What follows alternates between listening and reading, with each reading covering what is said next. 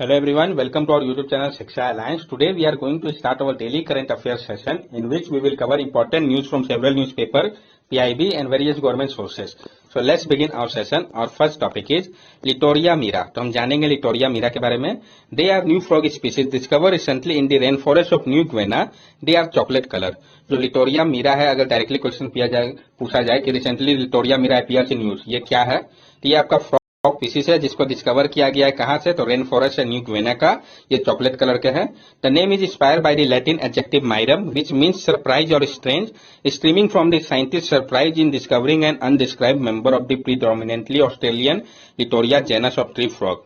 ये जो नेम है वो इंस्पायर है लैटिन एडजेक्टिव मिरम से, जिसका मतलब होता है सरप्राइज या स्ट्रेंज. ये जो है स्ट्रीम कर रहा है, साइंटिस्ट को सरप्राइज कर रहा है उसके डिस्कवरी को लेके, जो कि अनडिस्क्राइब्ड है members predominantly Australian Litoria genus of tree frog का. Littoria mira can be distinguished from all other Littoria by its unique combination of moderately large size, webbing on hand, relatively short and robust limbs, and small violent patch of skin on the edge of its eyes. जो लिटोरिया मीरा है उसको distinguish किया जा सकता है other Litoria species से इसके unique combination को देखते हुए, जो मॉडरेटली लार्ज साइज है, वेबिंग है हैंड पे, रिलेटिवली शॉर्ट और रोबस्ट लिम है, स्मॉल वायलेंट पैच है स्किन पे, एजेस में इसके आइस के. Note that the island of New Guinea is separated from the Horn of Queensland by Torres Strait.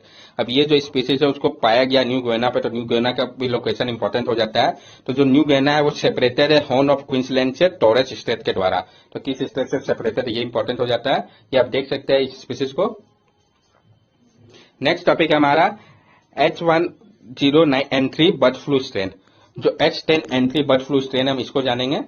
तो China has reported the world first human infection of H10N3 bird flu strain. तो China है उसने report किया है world का पहला human infection H10N3 bird flu strain का. H10N3 bird flu.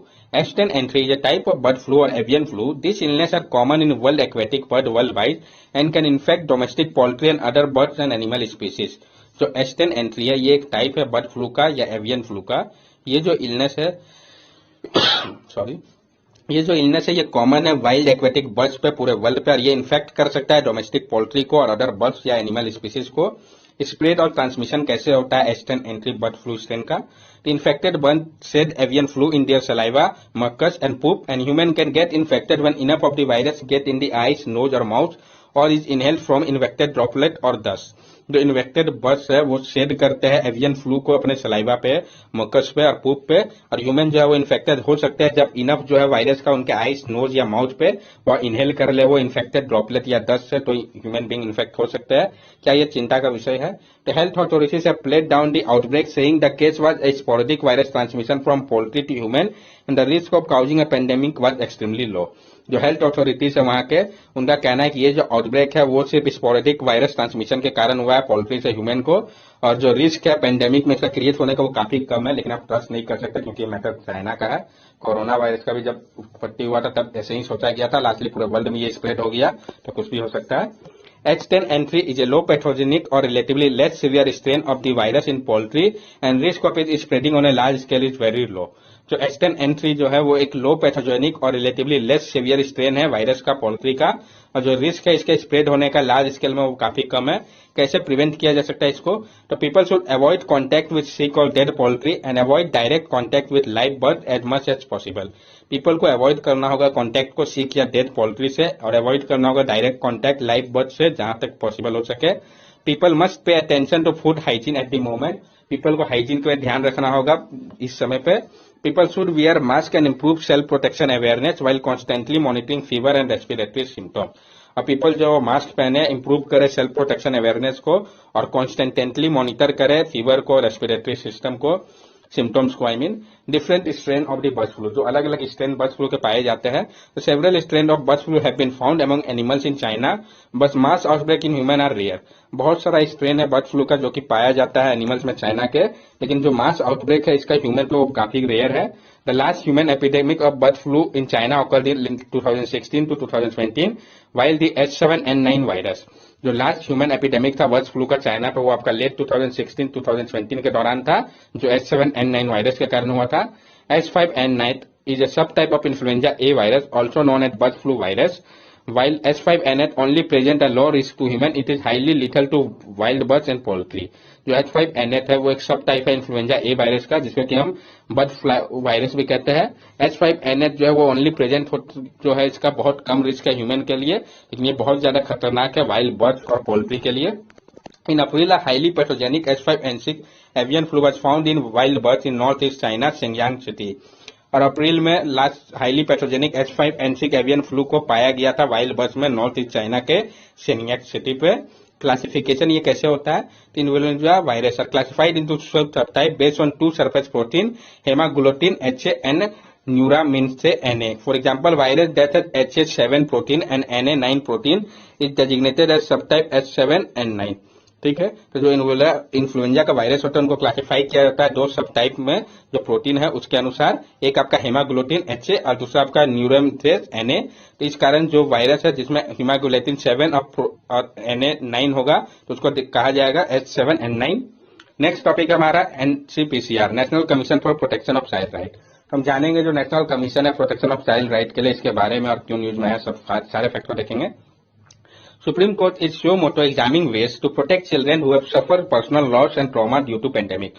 जो सुप्रीम कोर्ट है वो शो मोटो यानी खुद से सेल्फ कर रहा है, एग्जामिन कर रहा है तरीके को ताकि प्रोटेक्ट किया जा सके चिल्ड्रन को जो सफर कर रहे हैं पर्सनल लॉस या ट्रॉमा को पेंडेमिक के कारण।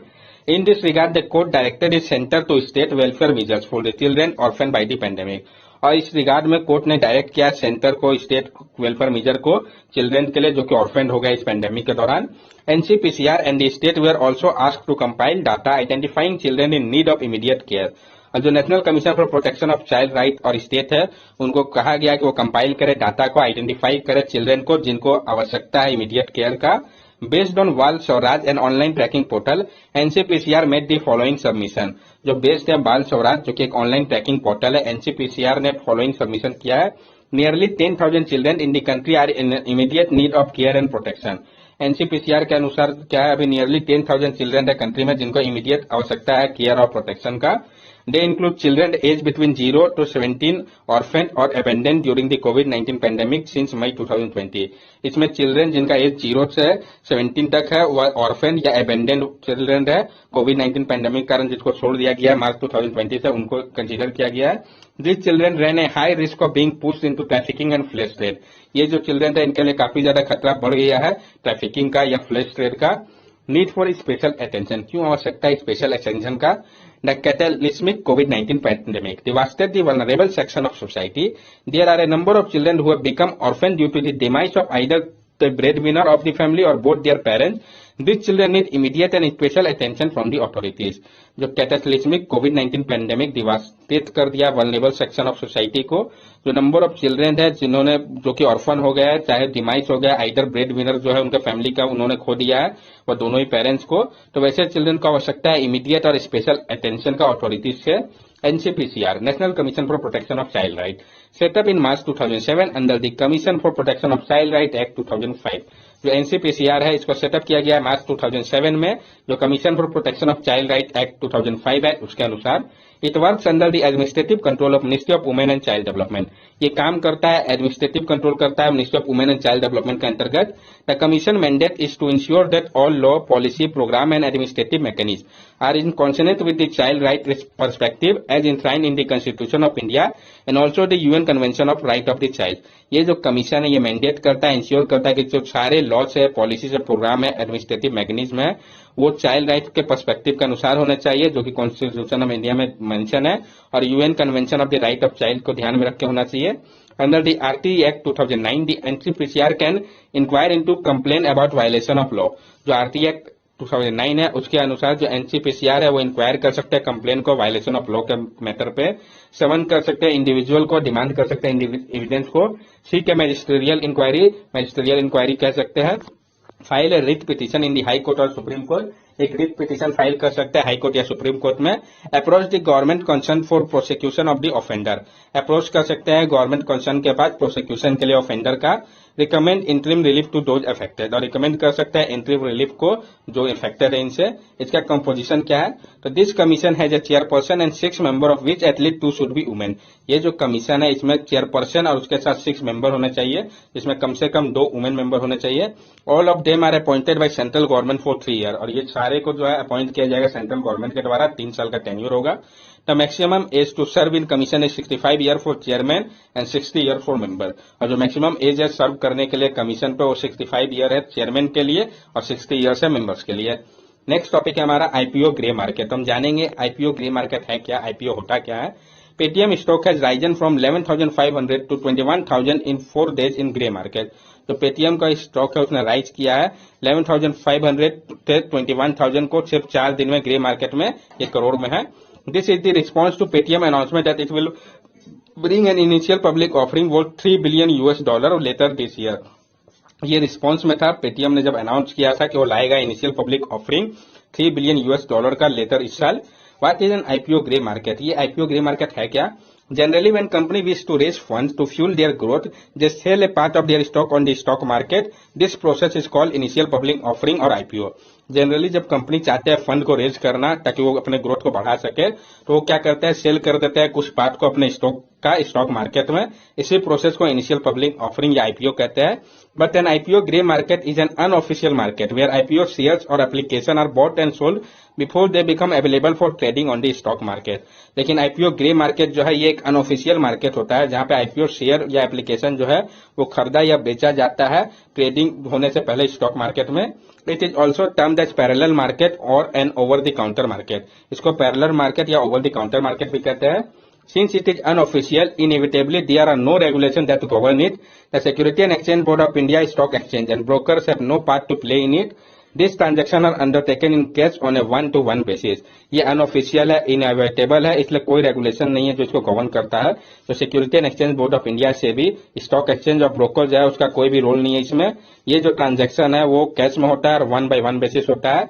कॉस्टेक रेट है क्या, it relate to an IPO application, so the rate at which the investor buy an IPO application before the listing is term as kostak rate.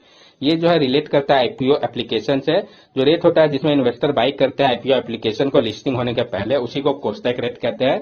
Why do investor trade in grey market? क्यों investor trade करते हैं grey market में? It is an excellent opportunity for investor to purchase a company share even before they are listed, especially if they feel that company stock will increase in value.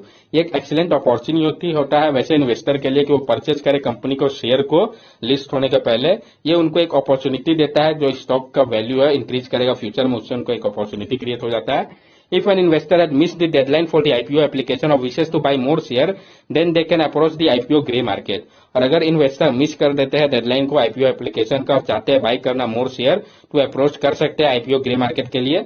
What is in it for the company? क्या है इसके अंदर companies के लिए?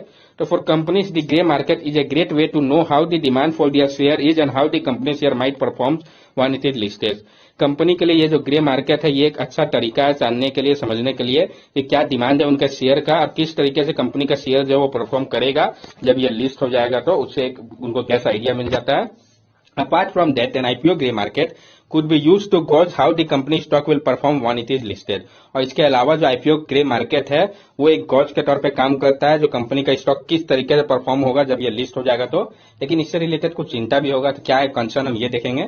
The IPO grey market is an unofficial market that perform outside SEBI purview, thus there is no guarantee all transactions are undertaken on the basis of trust and carry counterparty risk। जो IPO grey market है ये एक unofficial market है जो कि perform करता है outside SEBI के परव्यू के, इसलिए कोई गारंटी नहीं है इसका। सारा ट्रांजैक्शन जो है वो किया जाता है बेसिस में ट्रस्ट के और कैरी किया जाता है काउंटर पार्टी रिस्क के साथ। Therefore there is little legal resources available to parties if the stock tanks. लेकिन क्या है, कुछ रिसोर्सेज अवेलेबल है पार्टीज के लिए अगर स्टॉक टैंक कर जाते हैं तो, लेकिन कोई गारंटी नहीं रहता है। नेक्स्ट टॉपिक है हमारा सिनोवैक कोविड-19 वैक्सीन। तो हम जानेंगे सिनोवैक कोविड-19 वैक्सीन के बारे में। World Health Organization has approved the Sinovac कोविड-19 vaccine for emergency use. This is the second Chinese vaccine to receive the WHO green light. World Health Organization ने अप्रूव कर दिया है सिनोवैक कोविड-19 वैक्सीन को इमरजेंसी यूज के लिए। ये दूसरा चाइनीज वैक्सीन है जिसको कि परमिशन मिला है डब्ल्यूएचओ के ग्रीन लाइट के अनुसार। Last month Sinopharm become the first Chinese vaccine to be approve by WHO. Last month जो सिनपोरम था वो पहला चाइनीज वैक्सीन था जिसको अप्रूव किया गया था डब्ल्यूएचओ के द्वारा, और दूसरा कौन है, सिनोवैक। ये जो लिस्टिंग है वो एक रास्ता खोल दिया है कंट्रीज के लिए कि वो क्विकली अप्रूव करे और इंपोर्ट करे वैक्सीन को डिस्ट्रीब्यूशन के लिए, स्पेशली वैसे स्टेट के लिए जहां पे इंटरनेशनल स्टैंडर्ड रेगुलेटर जो है वो खुद से करते हैं, तो उनके लिए एक रास्ता तैयार हो जाएगा।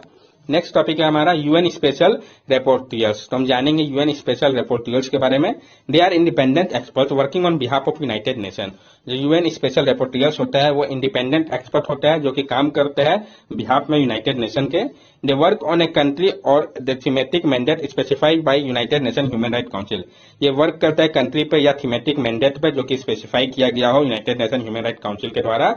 They have mandate to report and advise on human right from a thematic और country specific perspective। उनको मैंडेट किया गया है कि वो रिपोर्ट करेंगे, एडवाइस करेंगे ह्यूमन राइट को लेकर civil, culture, economic, political, social को थीमेटिक या कंट्री स्पेसिफिक पर्सपेक्टिव से। Reporters do not receive any financial compensation for their work from United nation.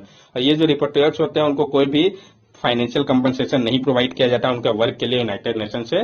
That's all for daily current affair session. अगर आपको हमारी video अच्छी लगी हो तो हमारे चैनल को सब्सक्राइब करें, हमारे वीडियो को लाइक करें और ज्यादा से ज्यादा शेयर करें। This are our social media link. From here also you can stay connected with us and give us your valuable feedback. Thank you and have a nice day.